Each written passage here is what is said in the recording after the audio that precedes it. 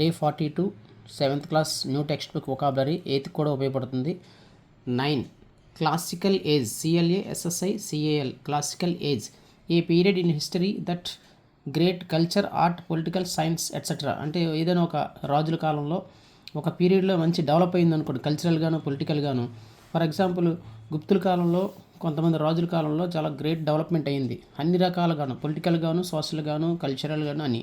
So ఆ పీరియడ్ని classical age అంటారు. Next 10 CONFLUENCE confluence the place where 2 rivers make a large river.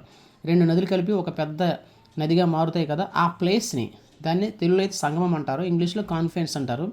Bhagirathi Alakananda కలిపి దేవప్రయాగ ధర గంగా నదిగా మారుతున్నాయి కదా, సో దట్ ఈస్ సంగమం, confluence. 11 contemporary CONTEMPORARY contemporary belonging to same period of time.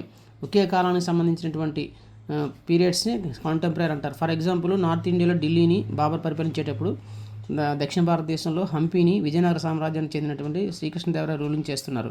So ఈ ఇద్దరు కూడా contemporary kings. Next 12 CORROSION corrosion gradual destruction. రాను రాను ఏదైనా ఒక మెటల్ మెల్లమెల్లగా దాన్ని తుప్పు పట్టిపోయి డిస్ట్రక్ట్ అయిపోతుంది కదా, పాడైపోతుంది కదా, దాన్ని కొర్రోషన్ అంటారు.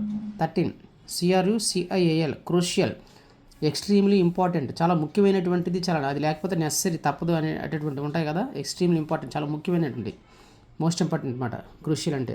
14 degenerate DEGENERATE degenerate fall to lower in quality.